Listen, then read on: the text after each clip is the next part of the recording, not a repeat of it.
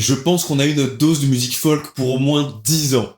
Bonjour à tous les amis, aujourd'hui on se retrouve pour une nouvelle vidéo, notre petite review du biopic de Bob Dylan, Un parfait inconnu, et réalisé par James Mangold. Qu'est-ce que ça raconte? C'est quand même très simple, c'est une partie de la vie de Bob Dylan, on va dire de ses 5 premières années de sa carrière. 5 premières années de sa carrière. L'arrivée en ville, un peu.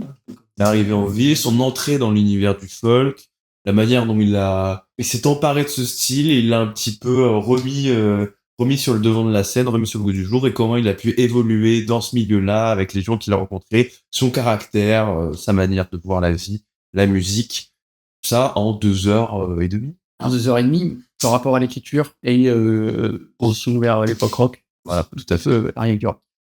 Alors pour moi, ce film, il est quand même un petit peu en demi-teinte, malgré tout. Hein, je sais pas si tu partages mon avis, mais pour moi, peut-être qu'il va y avoir des frictions. J'aime bien les petites frictions, des petits débats. C'est pour ça qu'on fait ce genre de vidéo aussi. Moi, j'ai eu un peu de mal quand même avec ce film, déjà parce qu'au bout d'un moment, la folk, comme je l'ai dit en intro, je n'en pouvais plus. Le caractère de Bob Dylan, Quand même une sacrée tête de mule. devenait un peu insupportable, mais en même temps, c'est grâce aux très très très bons acteurs, tout le monde, hein, que ce soit Timothée Chalamet, Edward Norton ou les autres. Vraiment, ils jouent tous très bien, ils campent très très bien leur rôle. D'ailleurs, Chalamet, il a loupé les Oscars. Nominé pour ce rôle.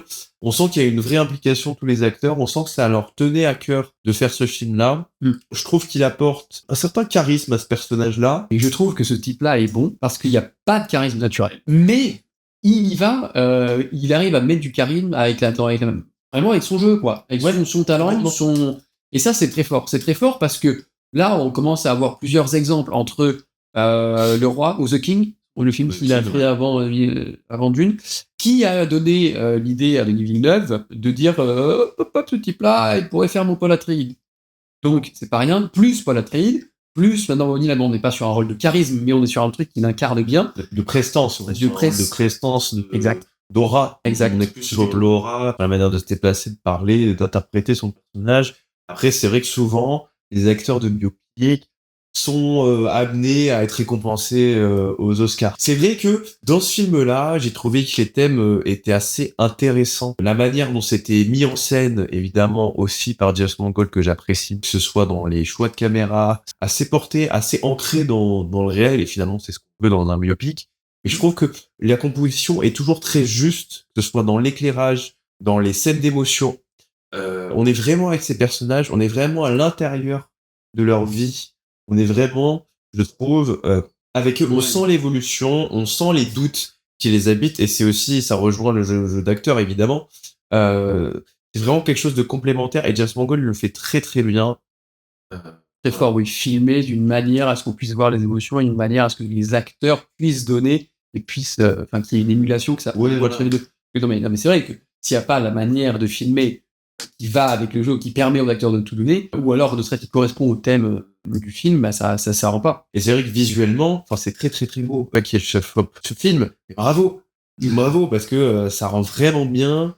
On a un grain très très particulier sur la colorimétrie, sur l'ambiance, sur les décors, sur les costumes. On est vraiment ancré dans cette période-là. Est-ce qu'on peut dire qu'on a une colorimétrie rétro? On peut dire qu'on a une colorimétrie rétro. On a ce grain à l'image, cette sensation de vraiment passer. Il y a aucun moment où je me suis dit que c'était pas censé, alors que c'est des acteurs qui sont très actuels. Donc on aurait pu avoir un décalage en se disant ok, mais c'est pas possible, tu vois.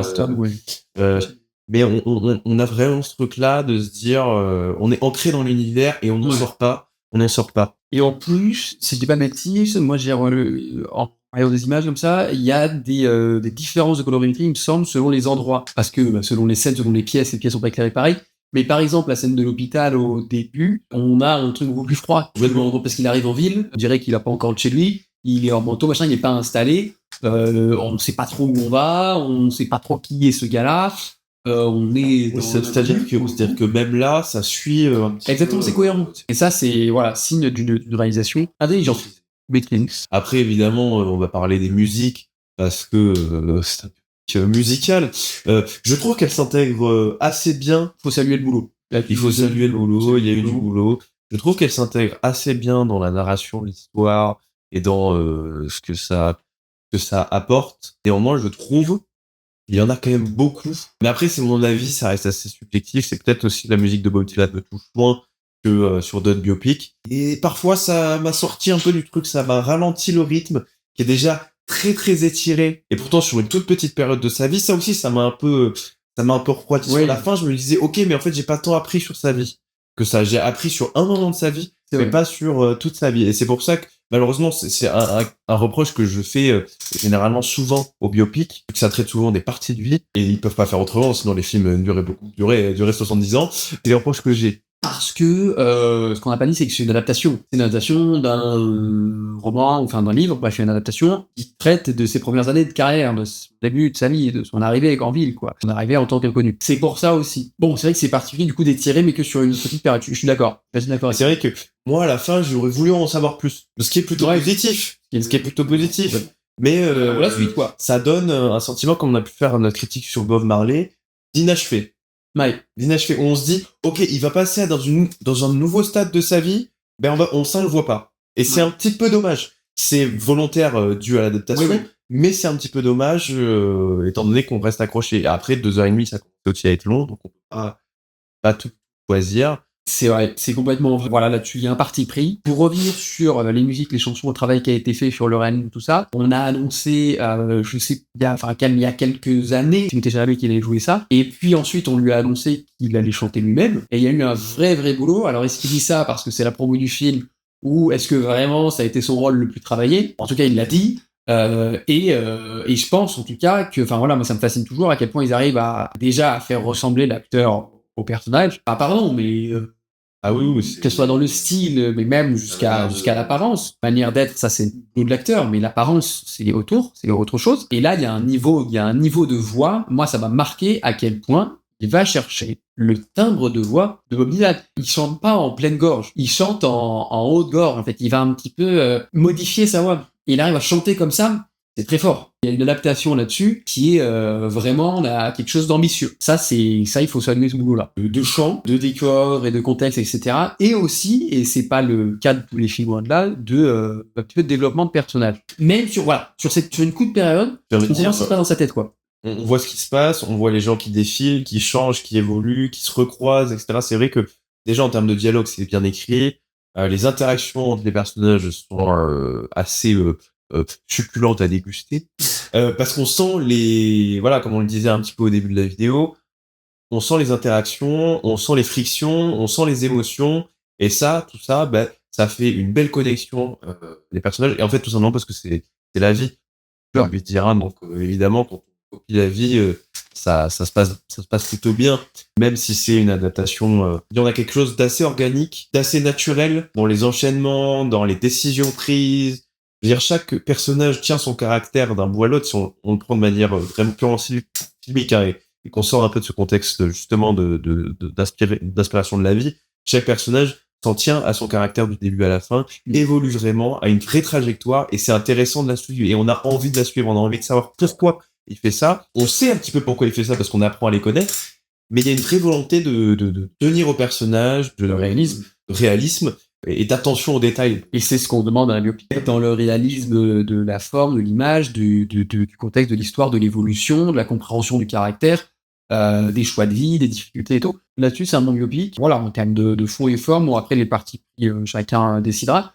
C'est bien tenu, c'est bien foutu, quoi. C'est vrai que de mon côté, si je devais un petit peu conclure tout ça, c'est vrai que moi, il y a quelques faiblesses, mais c'est des choix d'adaptation, c'est des choix de mise en scène, c'est des choix de réalisation qui ne m'appartiennent pas, mais qui m'ont moins touché d'autres biopics. Mais après, ça reste un film très agréable, surtout si on aime Bob Dylan, je pense, parce que les références musicales possibles de beaucoup, en tout cas, pas toutes, hein, évidemment, beaucoup de références musicales de sa discographie. Je veux dire, les gens à côté de moi, ils disaient commenter en mode putain, c'est une personne âgée, donc ils avaient dû vivre à cette époque-là purement sa vie, et donc c'était intéressant de voir aussi dans la salle des gens qui ont vécu ces moments-là, qui semblaient eux vraiment touchés par ce film. Donc j'imagine que ça respecte bien son œuvre au final. Donc je veux dire, c'est le plus important aussi. Ce que disait Chalamet là-dessus, c'est que, et ça pourra faire une transition sur ensuite un petit débat, c'est que sur ce film sur biopic là, c'est quand même un projet ambitieux, parce que c'est une adaptation d'une partie de sa vie, d'un chanteur emblématique, mais encore en vie. Aussi. Encore en vie, une adaptation, une partie de sa vie, bon, ça fait quelques, pas forcément limites, mais quelques challenges au projet. Et c'est voilà, Chalamet parlait de ça, il disait que c'était pas évident de cerner, de respecter l'idée que se font les fans de Bob Dylan de l'héritage du chanteur et de sa carrière, plus éventuellement sa personnalité, et le fait que Bob Dylan soit un type mystérieux, les mots de ceux qui s'y intéressent, qui parlent de lui. Et donc, voilà, il y a eu des choix à faire qui sont courageux parce qu'ils n'avaient pas forcément tous les éléments de réponse. Donc voilà, ça c'est intéressant de ce point de vue-là. Et dernière chose, moi personnellement, j'ai beaucoup apprécié que le film, enfin ce biopic-là, traite de sujets de vie, sujets de société, notamment du rapport à la célébrité et du rapport entre l'artiste et son œuvre, le fait que il soit attaché à mettre vraiment sa personnalité dans son œuvre, qu'il soit très approché et qu'il se fiche complètement des gens et de son avis. Voilà, on peut s'interroger là-dessus et c'est ce qu'un biopic